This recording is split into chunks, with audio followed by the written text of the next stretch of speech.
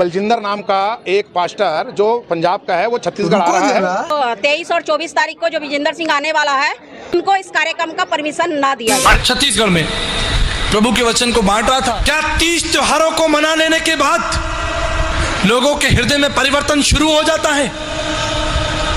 त्योहार आता है, दीपक जलाए जाते हैं, त्योहार आता है, रंग जलाए जाते हैं, रंग लगाए जाते हैं, कुछ भी फायदा नहीं होता। ये भाई बहनों, ये वीडियो डालने का मकसद यही है कि आप सत्य को जाने और सत्य को पहचाने। लेकिन आज ये संसार सत्य को जानना नहीं चाहता, लेकिन असत्य में ही रहना चाहता है। सो हम चाहते हैं कि लोगों की आंखें खुलें। जाति का भेदभाव, रंग का भेदभाव, अमीरी गरीबी का भेदभाव,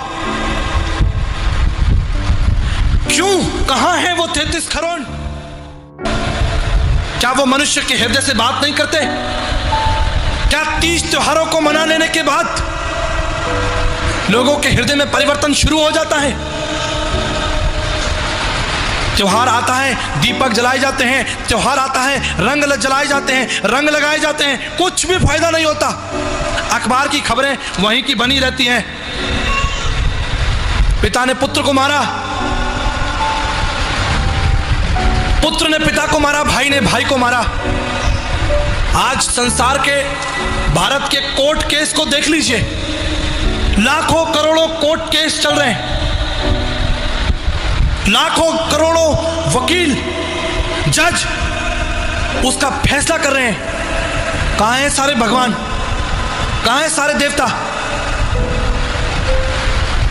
इसलिए परमेश्वर का वचन कहता है, जब तुम सत्य को जानोगे तो सत्य तुमको स्वतंत्र करेगा। और यीशु ने कहा, सत्य मैं हूं। ये पृथ्वी, ये भारत ही परमेश्वर स्वर्ग के रूप में देखता था। लेकिन आज हम चारों ओर क्या देखते हैं बहन भाई? क्या देखते हैं चारों ओर? हाहाकार, हाहाकार। जब आप अपने घर से निकले हैं आज की शाम, ताला लगा कर आए हैं।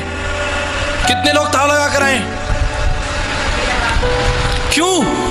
हाथी घुस के चोरी कर लेगा? कुत्ते और जानवर घुस के आपके घर से पैसे और जेवर चुरा के भाग जाएंगे? किसके लिए ताला लगा कर आए? मनुष्य के लिए। किससे डरे आपको? क्यों? क्यों डरे मनुष्य से? क्योंकि मनुष्य ने उद्धार नहीं पाया है, इसलिए वो एक खतरनाक जानवर है, खतरनाक जानवर। आज मैं आपको बताना चाहता हूं,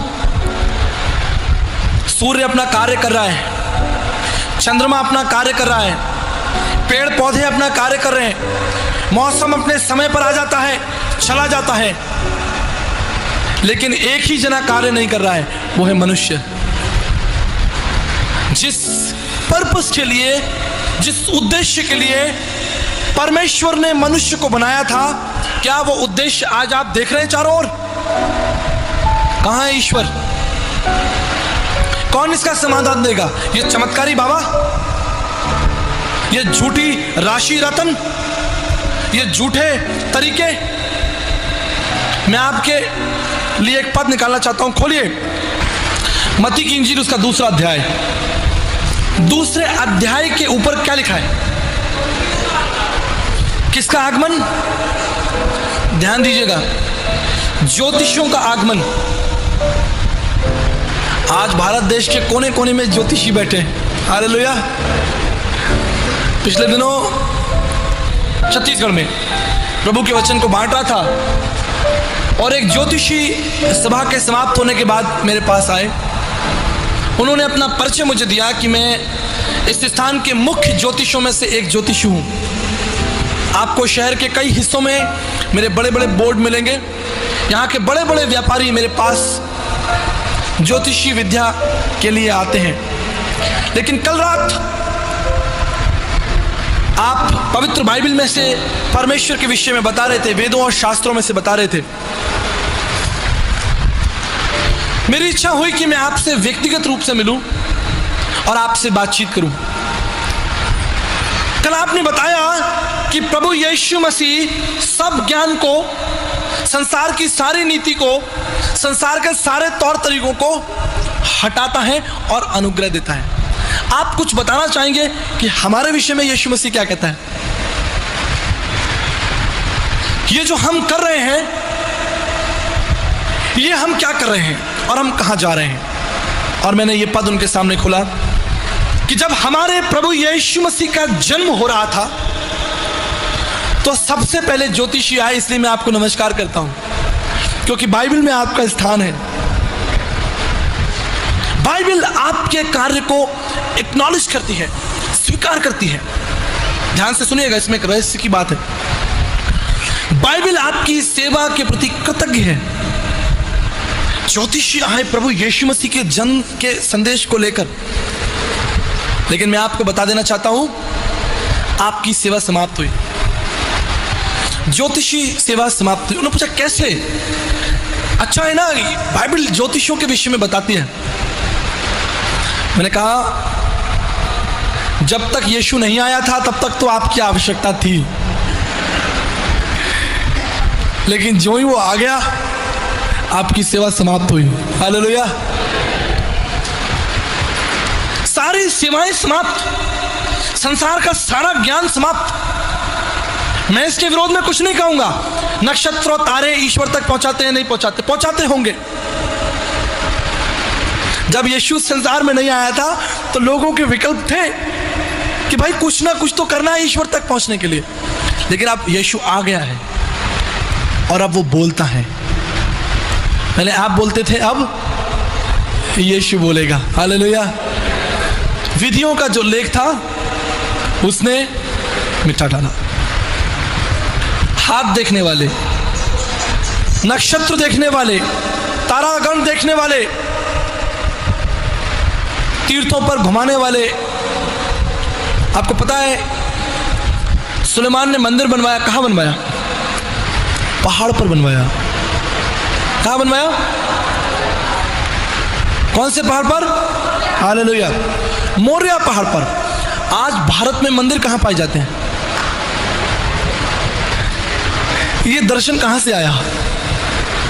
पहाड़ों पर मंदिर बनाने का दर्शन कहां से आ रहा है? बाइबल से आता है। चंदन की लकड़ी, पीतल की हौदियां, पवित्र स्थान, अति पवित्र स्थान, महापवित्र स्थान, याजकों के वेशभूषा, सोने चांदी के, लकड़ी के, दीपकों की कारीगरी, छत की नक्काशी, दीवारों की नक्काशियां, सीढ़ियों की नक्काशियां।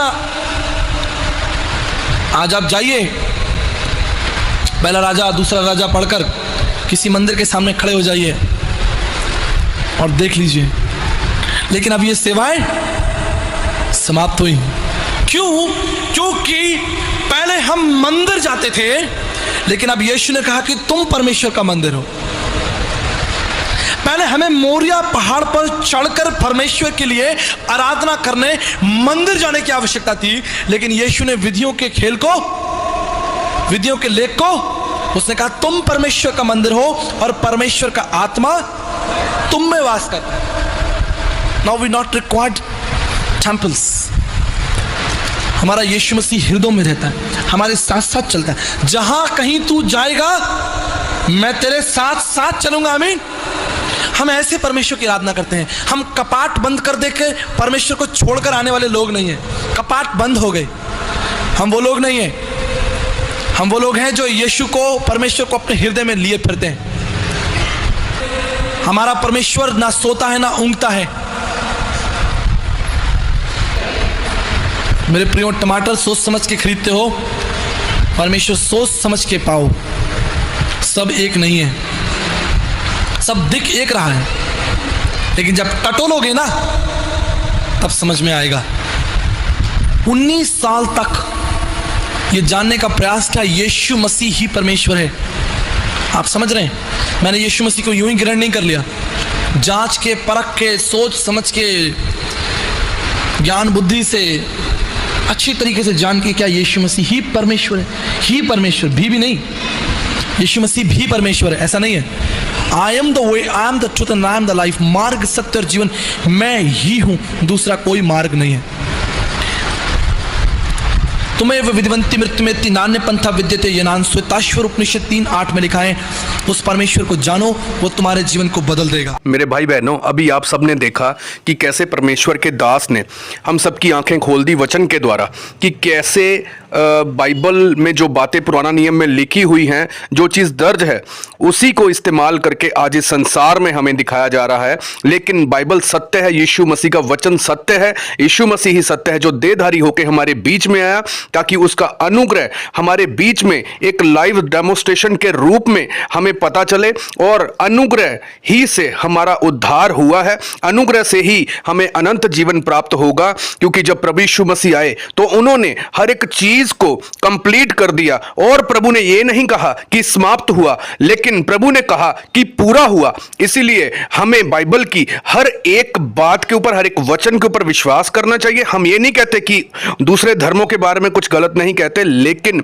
बाइबल में जो चीजें बयान है वो ऐसे ही हूबहू हो रही हैं, और जो बाइबल की भविष्यवाणियां हैं वो भी आप सब देख रहे हैं कि पूरी हो रही हैं। सो अंत निकट है। प्रभु यीशु मसीह के नाम में बपतिस्मा लो और अनंत जीवन पाओ। प्रभु यीशु मसीह के नाम में आमीन। हालेलुया।